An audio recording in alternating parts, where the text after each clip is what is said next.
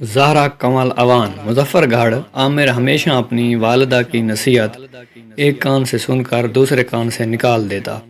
سب گھر والے اس کی اس عادت سے بہت تنگ تھے۔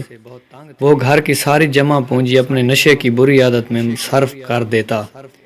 اس کا ایک ہی بھائی عمران تھا جو بہت محنتی تھا۔ عامر کے والد 3 سال پہلے وفات پا گئے۔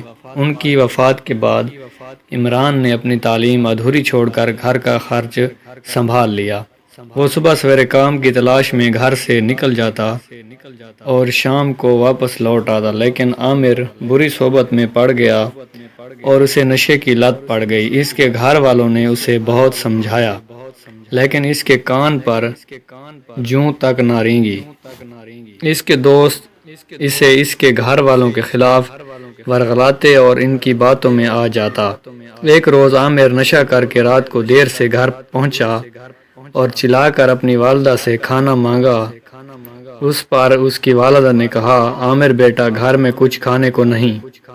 یہ سن کر عامر طیش میں آ گیا کیونکہ اسے بہت زیادہ بھوک لگ رہی تھی اور چلا چلا کر اپنی والدہ کو برا بھلا کہنے لگا۔ عمران نے اسے روکا مگر اس نے کسی کی ایک نہ سنی۔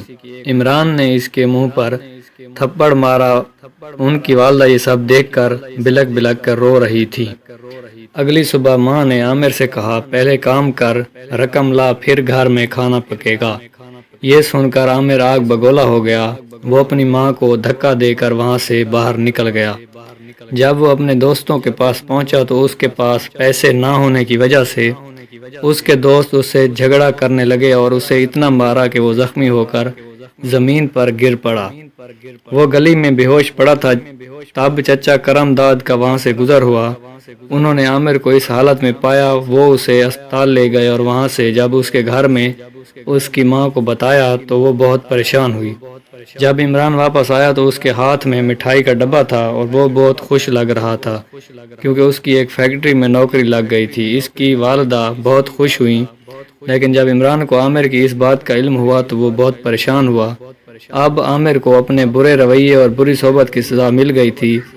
وہ اب بھی نکاہت محسوس کر رہا تھا۔ اس نے اپنی والدہ سے اپنے برے رویے اور بری صحبت کی معافی مانگی تو اس کی والدہ نے اسے معاف کر دیا۔ کچھ دن بعد عامر نے ایک سرکاری اسکول میں داخلہ لے لیا۔ اب عامر دل لگا کر پڑھائی کرنے لگا۔ وقت کے ساتھ ساتھ ان کے گھریلو حالات اچھے ہو گئے۔